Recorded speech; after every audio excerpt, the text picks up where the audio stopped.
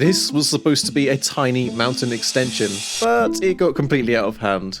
For months now, I've been on a mission to build the most immersive, lived-in mountain base in Minecraft, where every build has a story and a purpose. And last episode, we transformed the northern face into a thriving mining town. But the eastern side of our whole range, well, it's never looked quite right. Farms are sticking out from the mountain completely exposed. So the idea seems so simple. Extend the ridge, cover them up, job done. But that small extension, it quickly turned into something much bigger, and instead of covering the farms, I pushed the mountain higher, turning the ridge into a towering new mountain range with snowy peaks above the base. But this wasn't enough. I actually decided to challenge myself even further for this project and built the whole thing with no real plan, all in the survival world, so no Axiom, no creative test world, and no Lighmatica. This ended up being a challenge like no other, spending more than 50 hours in game. Getting started on a new mega project in Minecraft is always one of the most daunting tasks in this sort of whole process. So what we're going to need to do first is we need to start giving ourselves a little bit of confidence with the layout of what we actually want to construct. So what we're going to do is we're going to collect up a load of dirt, and then we are going to actually start outlining the rough sort of shape. And I am going to be completely honest. I don't know what I'm doing. At this point, I am going to be completely winging everything. I have never built a Minecraft mountain before, so this is completely new ground, pun intended. So if we just start by outlining this, then we can just try and see how we get along. And I'm going to end up probably spending many hours just trying to get an idea of what shape is actually going to even work.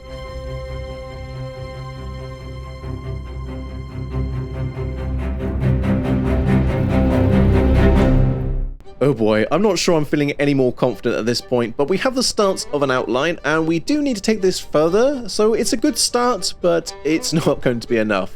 But there is one realization that is very quickly coming to mind. If we actually want to construct a mountain, we are going to need an absurd amount of stone. But the thing is, I only have a single Silk Touch pickaxe, which is not going to be enough. So what we need to do now is actually construct ourselves an additional pickaxe, which we'll need to enchant with Silk Touch on it. And we're going to head over first to our old abandoned starter hall and grab a mending book that is in our collection from when we first started on this world. But beyond mending, for the rest of the enchantments, we're actually going to need a whole load of XP. You see, I set myself a personal goal in this world to essentially minimize the use of villagers as much as possible. So we're going to be pretty much gathering most of the enchantments the good old-fashioned way, using the enchanting table over our ruined enchanting tower.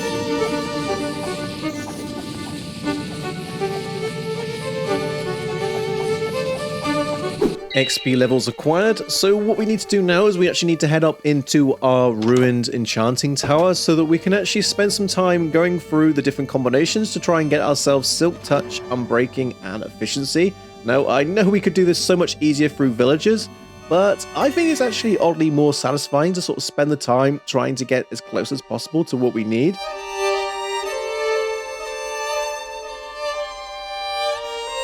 And the end result was pretty close. I managed to get myself the Unbreaking that I needed along with the Silk Touch, and of course we combine that with our mending book. For the efficiency enchantment, I caved and bought an efficiency 5 book from a villager. It was just costing me too many levels, so I ended up buying an efficiency 5 book and then applying that to the enchantments that we already collected.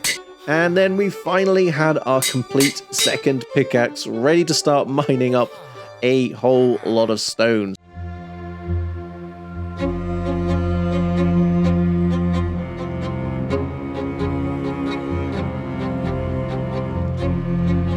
Initial load of stone now gathered. It's definitely not going to be enough for the entire range, but it'll be enough for us to actually get a good chunk of work completed.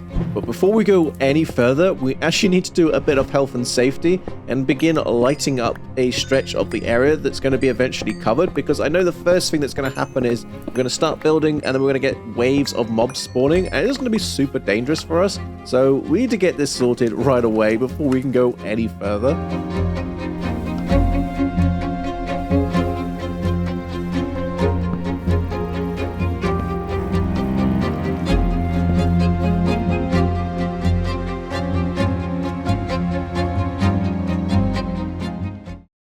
everything's lit up, it's a new day, and I'm feeling fresh and ready to go. So I think really all we can really do is just kind of go for it, and we're gonna have to see how things turn out. I'm trying to line up basically in line with the sort of dirt outline that we added, but it is really tough to kind of gauge things correctly, especially the scale is really hard to kind of like visualize this in your mind, especially when you're kind of doing this all on the fly in survival. I don't know why I've done this to myself. I could have just done this in Axiom and I could have built this straight away, well not straight away, but fairly easily in this whole world, but I've chosen to do this the hard way. But anyway, things are coming along. We are now pretty much have the first sort of little section. And I say little, it's a pretty big section, but in the grand scheme of things of what's going to be, this is still pretty small.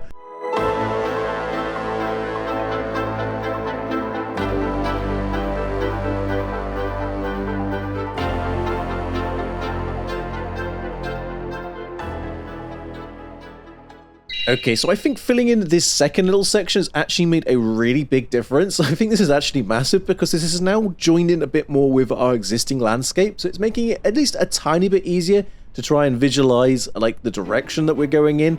But if there's one thing that really doesn't translate that well from sort of time lapses of me rapidly constructing into these sections, is that for many times I'm actually finding it a lot harder than it looks, and I would actually find myself staring for minutes at a time into FreeCam just to see if what I'm building is actually looking any good and if the shape is okay.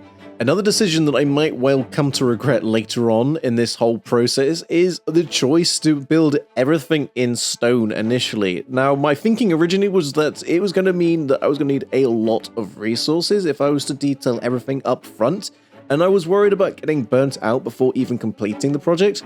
So I decided to build everything in stone first, thinking that we could just detail afterwards.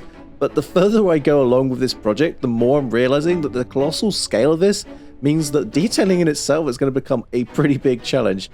But anyway, that's another problem for another day, because we have a long way to go before we can even think about detailing everything. But we have a good section now completed at this sort of upper front area, literally straight along from our base, and I've started to end up creating something of a little bit of a valley area, and I actually really like this. We kind of ended up with a bit of a natural lower peak, and then this one that's sort of reaching towards the top. Next problem, I thought I had lit up the area enough to stop a load of mob spawning, but it seems that I missed a load of areas, or rather I've rather underestimated just how much spaces I was going to need to light up, because we've already had a load of mobs spawn in, so we need to kind of sort this out quickly before we end up in a perilous situation.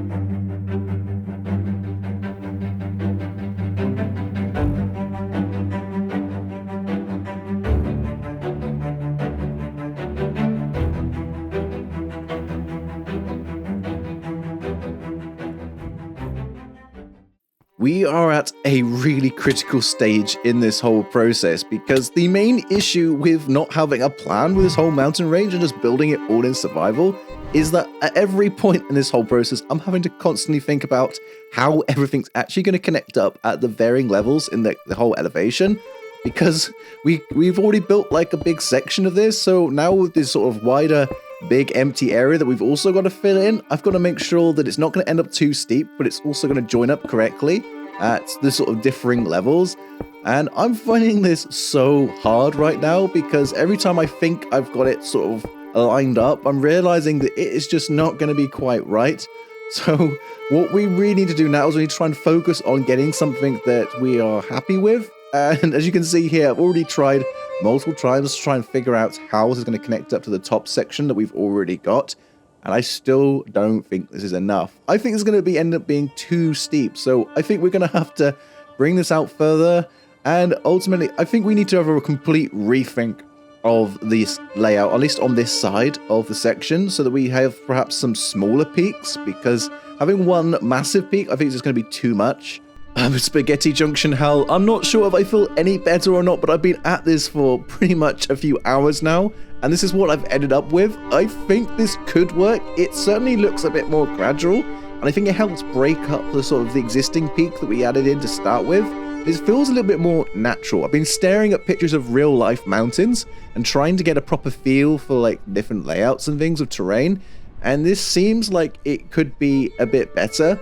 but it is also going to extend the project quite substantially, and it's going to mean a lot more building and a lot more stone that we're going to have to gather up if we want to actually fill this all in. Oh boy, wish me luck.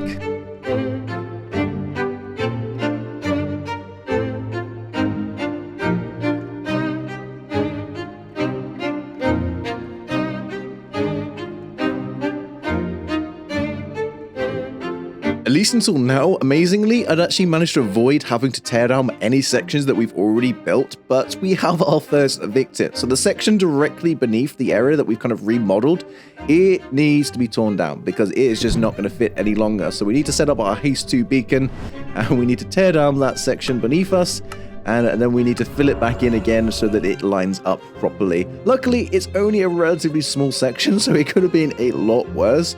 But it still sucks when I spent quite a long time filling it in the first place. But anyway, we are where we are, and I think this is actually going to look so much better, so it's definitely worth the effort.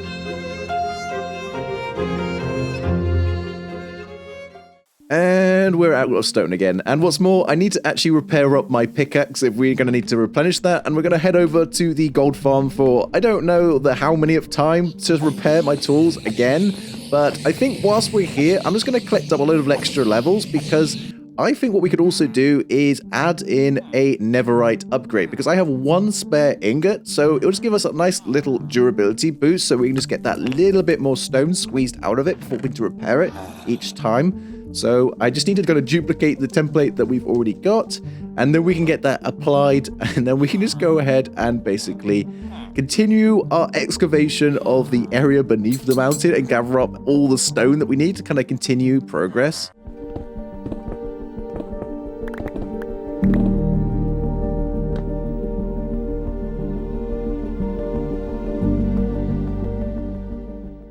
Whilst mining up the load of stone, I was reflecting a lot on sort of the other areas of this whole project that we need to think about, and one area in particular that kind of came to my mind as something that I really want to tackle is the pathway that's actually going to be eventually leading up to our new mountain range. And currently, it's a bit of a mess. It never received the same love as the rest of our whole base area. It has this little bit that's been jutting out for a while, so tearing it down seemed like a good idea, and I think we can just give this a little bit of a terraforming landscaping treatment to just make it look a little bit nicer and fit in a bit more with the style of the rest of our base. So I'm going to add in a bit of a pathway, and I always love making use of all the coarse dirt and the packed mud. It always looks pretty good. So I think this is actually going to make quite a big difference, and it's going to make it feel a bit more joined up, because that's one of my other sort of big missions really in this whole base, is to have everything feel like really joined up and connected. So this just feels like the natural choice. But anyway, this is looking a lot better. But something else that has also been kind of neglected in my world is my little armadillo friend. And in the last episode, I actually asked for suggestions on what we could actually name him.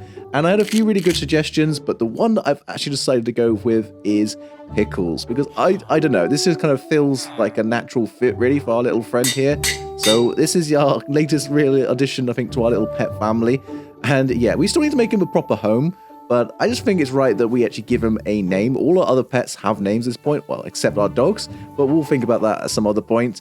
But anyway, it's a new day, and what we're going to do now is we're going to buckle up and go on a mega grind and fill in as much of the mountainside as I can in one go, because I am really itching to actually start on detailing in the landscape and add in some of the snowy peaks and everything. So we just kind of need to kind of dive in really and just get this filled in as much as possible.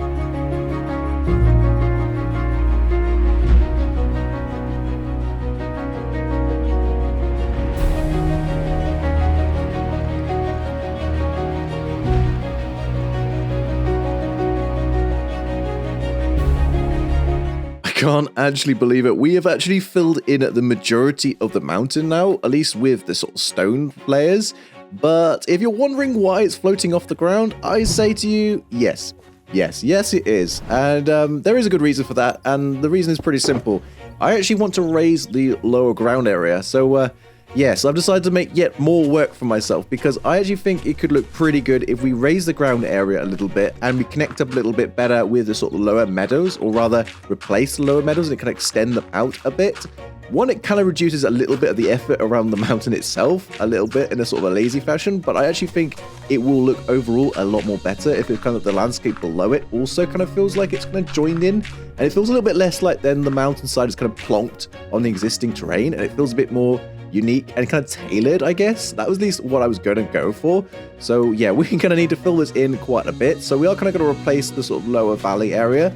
And yeah, we're basically going to fill in a lot of space, but I actually don't think it's going to take nearly as long as sort of the mountainside itself, because this is actually pretty easy going. Dirt's super easy to collect, and we can kind of go through this in no time.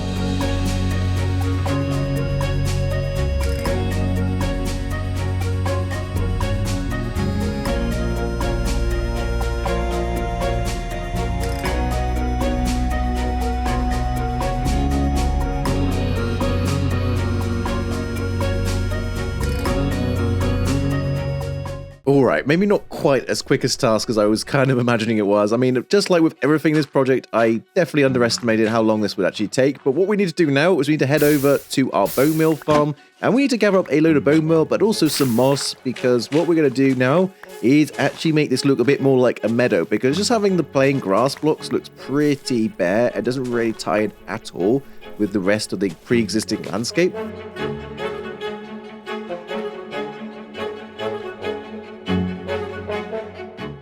Bone milling now complete, but what I would really like to do now is actually kind of add in some more trees in the lower area, similar to what we did before with our various pine trees that we kind of got up the existing landscape. So I think by adding some more in the lower area, this could really help from like a continuity perspective.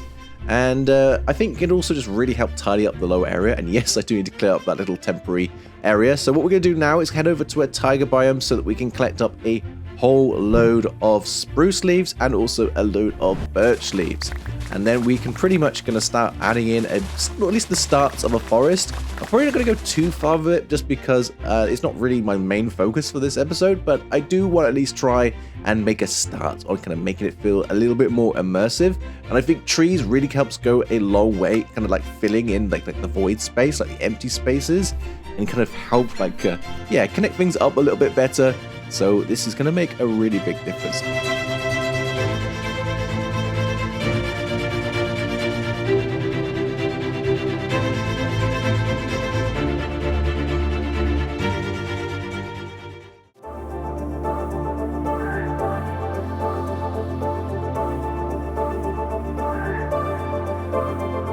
Yeah, I think my instincts were correct. I think this is definitely helping to make things feel a little bit more immersive and natural, and it's probably true that the forest is a little bit sparse at this point, so we probably could do with adding in a few more trees over time, but I'm pretty happy with it for the time being, and I think I'm content at this point to kind of move on to the next and final major stage of this whole project, and that is actually on this whole task of detailing up the mountain and actually transforming it from this bare stone blob sitting on the horizon into something beautiful and hopefully transformational for our whole area. So I think for now what we need to do first is just start by filling in some of the sort of the little inner sections with some dirt and grass and moss, and I think this is going to go pretty far actually, because on a lot of real life mountains you do have like all the stone encompassing like areas of dirt and grass and everything in the middle areas, and we need to have something similar like that. So yeah, I've been staring at a lot of pictures of real life landscapes,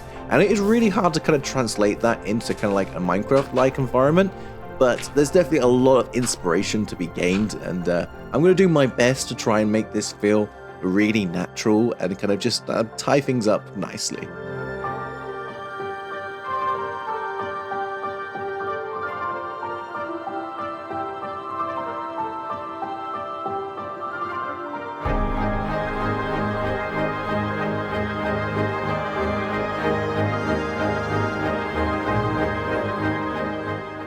I'm starting to feel really hopeful with this project. I mean, there were points where I was really beginning to doubt whether I could actually pull this off, but I think we are actually getting pretty close now at this point, and it's hard to believe just how much time has actually been sunk into this whole project.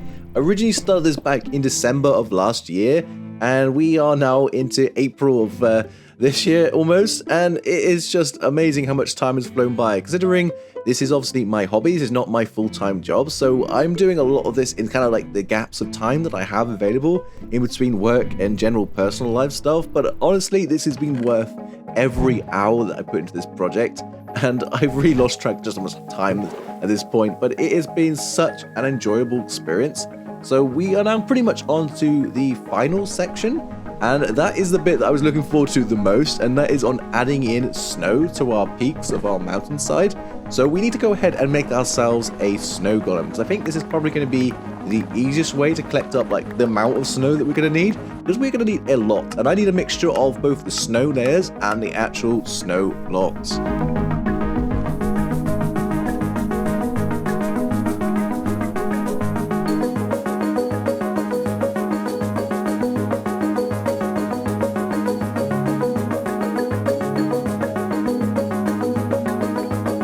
I think of all the stages in this project so far, placing the snow has by far been my favorite bit. There's just been something so oddly satisfying about placing in a load of snow like this on the sort of mountainside. But the thing is, we have now run out of our current supply, and I need to gather up a whole load more. But our shovel currently doesn't have fortune on it, which I think is slowing down how much we can actually gather. So what we need to quickly do is head over to our mountain library, because hidden away behind our bookshelves is an entrance into our speakeasy that we actually made quite a long time ago now. But in the cloakroom to the side of our speakeasy, we actually have a little collection of spare tools, and one of them is a fortune shovel. So we're going to go ahead and basically combine this with our existing one, and then we'll be able to gather up a whole load of more snow, and then get back to the whole process of covering our peaks with snow.